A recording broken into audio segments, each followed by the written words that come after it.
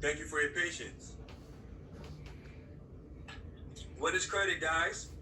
Reference for 15 U.S.C. 1602, credit is the right granted by a creditor to a debtor to defer payment of debt or to sustain debt and defer its payment. The four type of credits is revolving credit, installment credit or fixed loans, open-ended credit, and closed credit.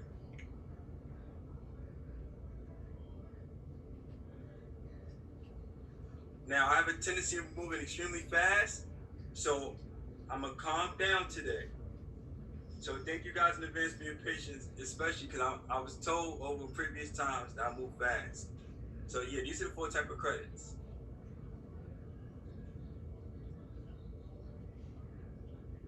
All right, next slide.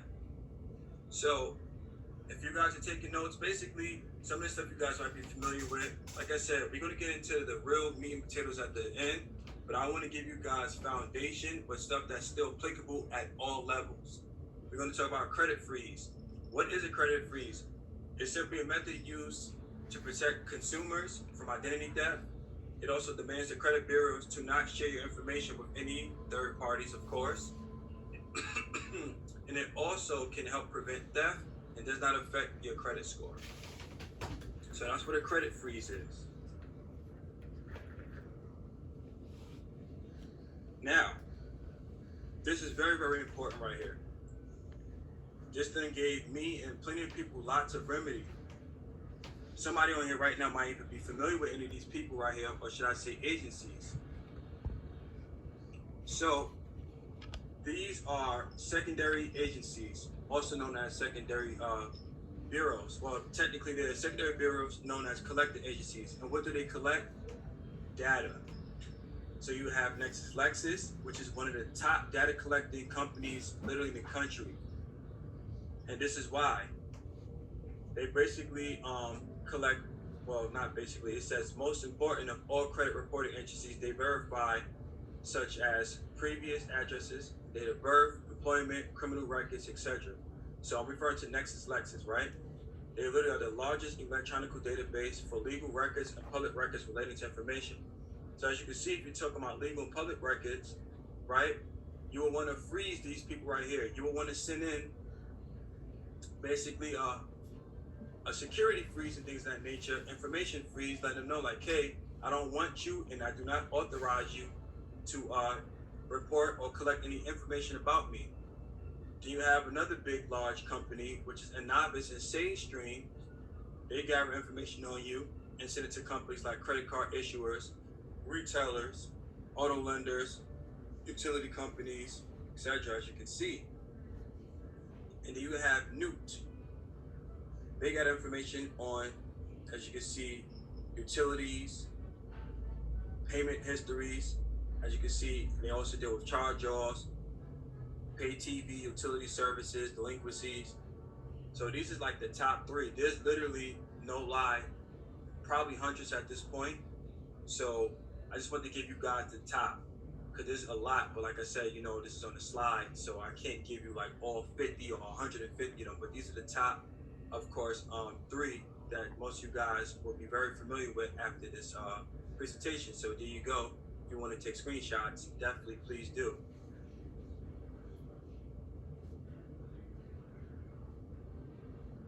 Here go some other good ones. You have PACER. PACER stands for Public Access to Court Electronic Records. So now you know how the courts get information about you. They get it through PACER. You see how already we didn't even get started? We literally just opened the door. Right off the back, you're seeing what's going on. People are just taking our stuff / information, or our IP, which stands for intellectual property, and they're just sharing it all day long without our permission. So this service provides, like I said, electronic public access to federal court records such as bankruptcies and judgments. So if you do have a bankruptcy or know someone that has a bankruptcy, they were violated. So you will go freeze PACER as well. You have ChexSystem. They provide data relating to how consumers handle their bank deposit accounts. Then you got Fidelity National Information, who services an owner. You have CoreLogic. They gather and share information about your property information, loan obligation information, mortgage, rental applications, bankruptcy, tax liens, and so forth. Like I said, these are some big people right here. These are the big guys. These are the top companies that you want to do freezes with. Now, this is just a side note. You don't have to be in any trouble to do a freeze. Remember, it's your private information. So when you see things from a public scale, don't think about it as if it's supposed to be there as an obligation. No, they took it. That's theft. So you can freeze due to the fact that you never gave them any permissible use or permission, period. Now we're going to talk about what is eOscar. Some of you either dealt with disputing before, right? Or some of you are going to be disputing soon, and you want to know about what eOscar is. It stands for Online Solution for Complete and Accurate Reporting. It's an electronic system where creditors, debt collectors, or any other financial institutions can quickly respond to disputes raised by the credit reporting agencies. Now it says here, credit reporting agencies use eOscar to skip past their responsibility to conduct a real dispute investigation in compliance with the Fair Reporting Act. Now let's stop for a second. It just says that it skipped past the responsibility. So do you see that the enemy is against you all around? It's ridiculous how they skip past what their obligation is to do. But don't worry about it. We're going to get them. And you'll see over the next course of the slides during this presentation.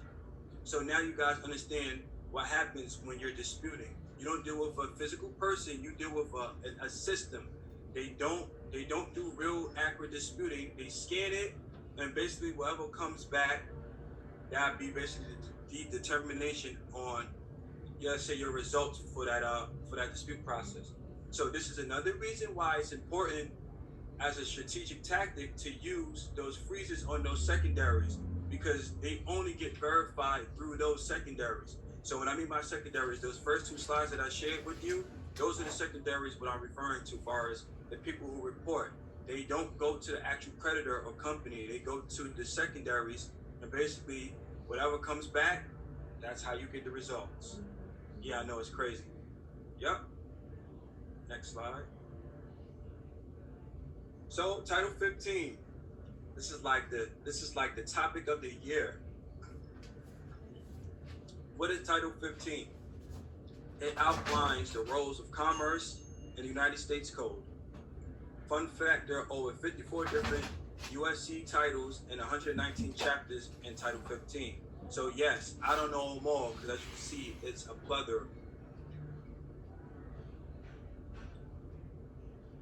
So, like I said, I want to make this super simple but sophisticated at the same time. These is basically what everybody goes through in regards to basically your consumer report, right? You're gonna go through basically late payments, inquiries, bankruptcies, collections, charge-offs, debt collectors, creditors, name it. You're gonna go through it, right? So basically, as you can see right here, the Congress put these laws in place to protect you from basically who is who and what is what. And that's basically right here, as you can see, the real bureaus pursuant to 1692 would be the CFPB, which stands for the Consumer Protection Financial Bureau.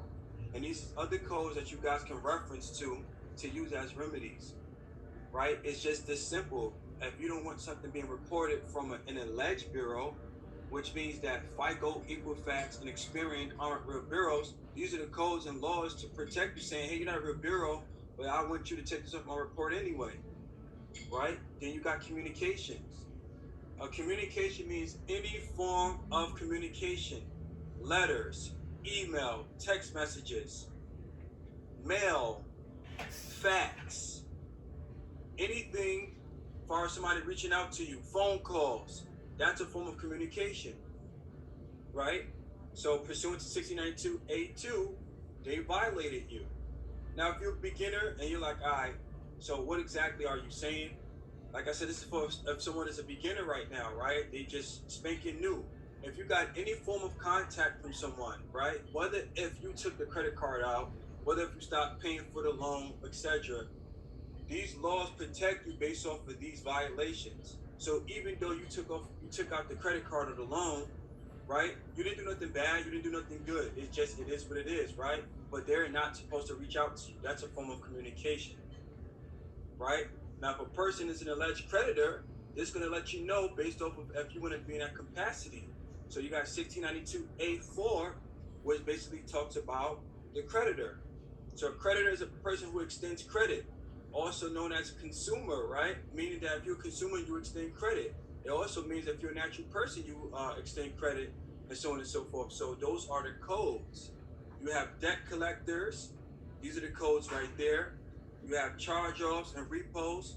These all fall underneath the same section. Like I said before, 1692A3 talks about who a consumer is, which is a natural person or a person who extends credit or creates a debt, right? You have the late payments, right? That right there is the code to get rid of your late payments. Just plug in 1666BA.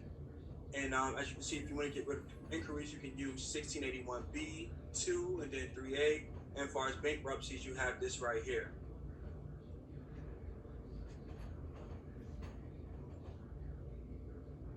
Now we're going to talk about the Truth in Lending Act.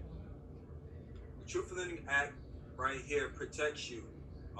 Protects consumers in dealings with lenders and creditors. It contains information that must be disclosed to a borrower before extending credit. As an example, you got annual percentage rate, blah, blah, blah, right? It says also it helps consumers make well-informed decisions within time limits and terminate unfavorable agreements. A fun fact is that TILA gives borrowers the right to back out of certain loans within 3 days. As you can see, this is the link right here. So if you want to see how deep TILA is, that I put it right there for you. I try to make it really, really like baby proof for you guys to have references and get right to the meat and potatoes. Go read that. TILA is strong, and it tells you basically the whole ins and out of TILA. But as you can see, it's supposed to protect you and put them in line as far as the practices. Right? Now we have the ECOA, the Equal Credit Opportunity Act.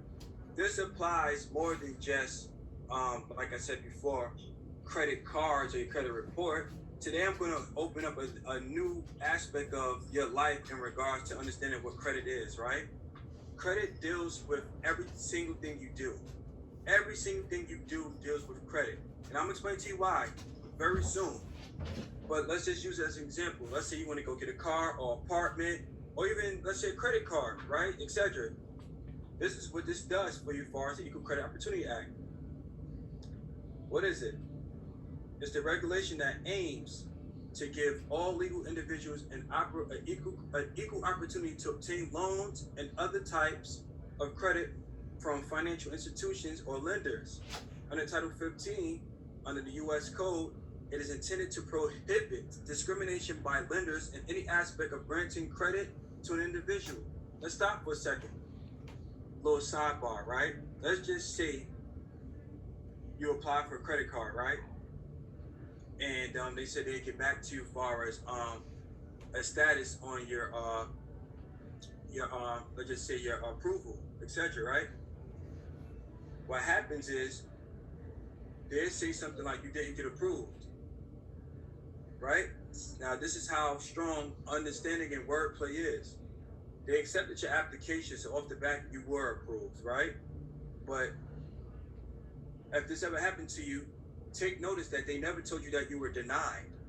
They cannot deny you credit because you are the creditor who extends credit.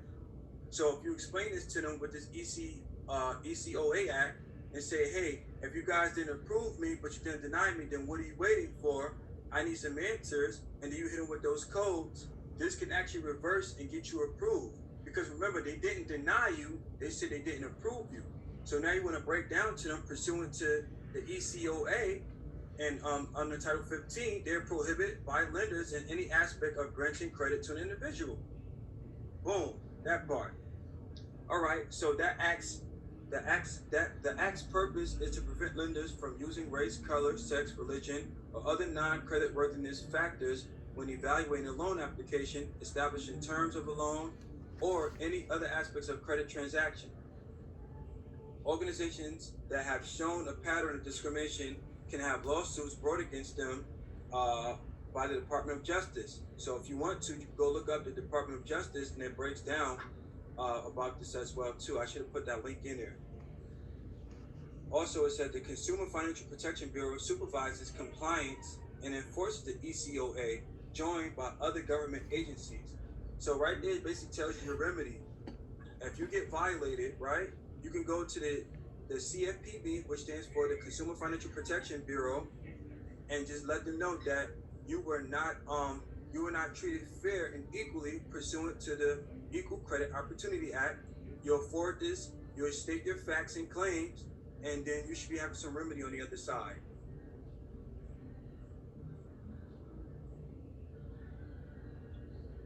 Now we're going to talk about how to obtain any car. I don't know if this was the right slide. Let me just make sure.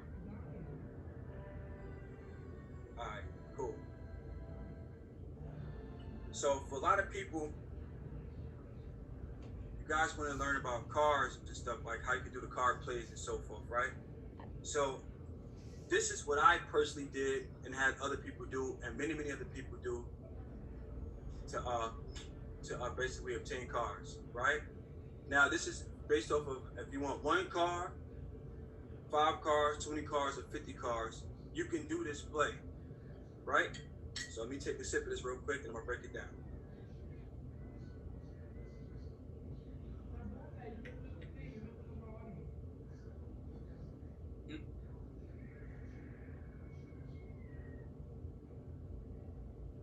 All right.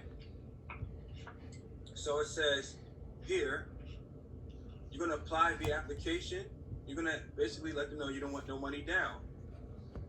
So right now, if you're applying online or dealership, when you do your application, you're gonna apply, of course, for whatever car you want. And if you don't want to put no money down, put no money down, right?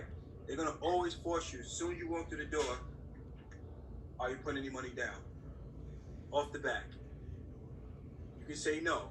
If they still keep trying to force you, just pay it, right? Now you don't have to pay it, especially some of them will be like, hey, we need 10 grand, 15 grand or whatever. But yeah, with that being said, just pay it. Like if you got a couple of grand or whatever, just pay it. Once you receive loan, make a complaint to the BBB, which is the Better Business Bureau, the CFPB, and the FTC. Right? Be sure to print out your copies. Now, what happens is when you submit that form, you're going to make copies of it, right? 1 second, put this charger in. I want this to hang up on you guys. But yeah, you're going to do that right there. You're going to do that. CFPB, the BBB, and the FTC, and like I said, print out your copies.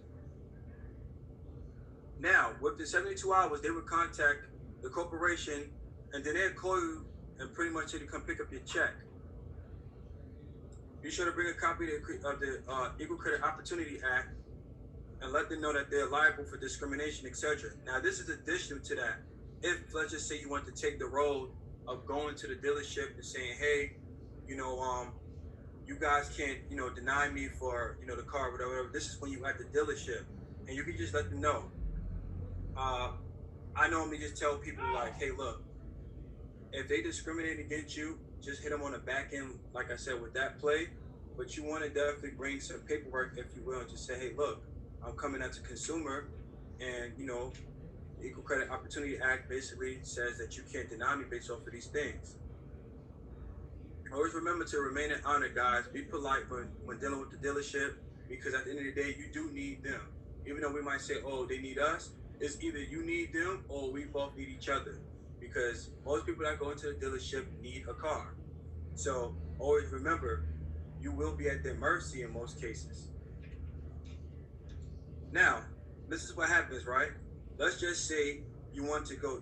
Now, most of the stuff I'm explaining to you guys, I'm giving you sequences as of how you can do it in more than one way. So let's just say you want to take the high road, right? And saying, I bet I am going to serve you. you can bring somebody with you. So be sure to bring a witness to serve them with an affidavit of the violations and set your demands. So what that simply means is they denied you, come back the next day, or let's say if you went early in the morning, come back that evening, you can serve them. And basically, as you can see, you have the documents notarized and signed by a witness under penalty of perjury. And pretty much, yeah, you got proof. Let me read it. So I have a document notarized and signed by a witness under penalty of perjury. And also, if you can't get it notarized, you can have it done as an unsworn declaration, which is 28 USC 1746A. So yeah, write that down. If you ever want to notarize something, but you don't actually have a notary, you can use 28 USC 1746 1. And I explain what 1 means later on, just remind me. But that holds the same power as a notary. So even though I'm a notary, let's say if I got to send out an important document and I don't got a notary nearby, and I can't, of course, notarize my own document, I can use an unsworn declaration under penalty of perjury, or unsworn declaration, which is, like I said, 28 USC 1746 parentheses 1. And the 1 just stands for United States of America, and parentheses 2 stand for United States. You do not want to be in the United States. You want to be outside of the United States, which is the US of A, which is the land, body, mass, the actual country, the people. Jeremy, can you So now we're going to talk about rescissions. What is rescission? Pursuant to 15 USC 1635, rescission involves canceling a contract and treating it as though it never existed by ensuring all effects are eliminated. You know, this cancels your signature and all those things, right? It's evidence of fraud, mutual errors, lack of legal or mental capacity.